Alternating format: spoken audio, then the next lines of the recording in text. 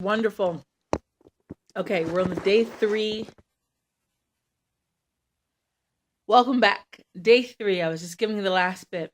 So on day 3, we had some speakers come that were of the First Nation, Native Americans of America. Native Americans. Clearly they're of America. And they came to talk to about the level of power and reconciliation that happens when they are unified with a people group.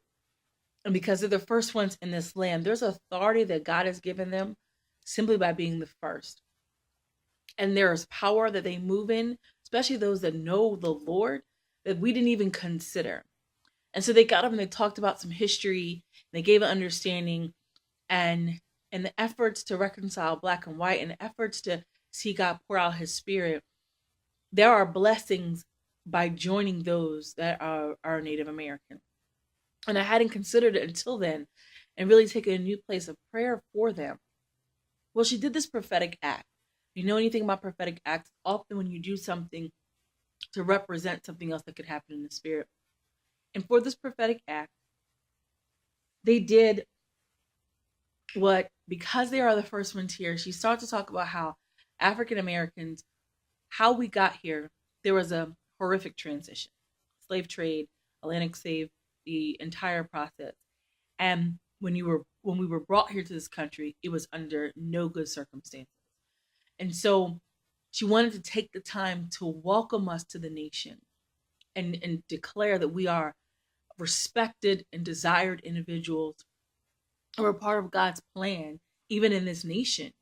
And so in taking from our first invitation, which is horrific, and slave trade and murder and just a whole lot of things that are just unspeakable even at this time, she wanted to take a pause and say, I welcome you as the original owners of this land. Even before she began to pray that, she invited anyone to the front who wanted. It was a husband and wife couple. I'm just talking about the woman at this time. And as I went up there and I stood there and lifted my hands, I began to weep. And my weeping was so deep. And she prayed for us. And I began to think about something important. I said, you know what?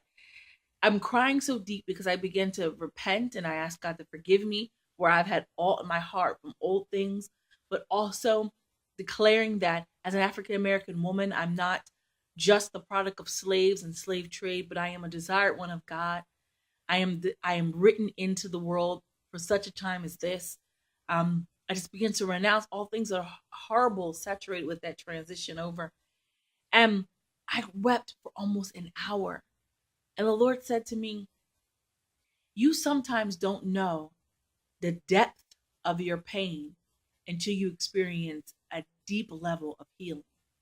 I experienced a deep level of healing among many others who were at that altar. And I was grateful for them to share their testimony, pains and such that they went through, and saying, Father, help us to learn how to connect and to pray with our Native American brothers and sisters and be able to take that. And there's much more that I just don't understand. I am grateful for JT and the whole team, their consistency in the Lord. They're bringing every part of this 3 days was magnificent. I appreciate you, brother, your family. I bless each of you. And I wanted to just take this time and say,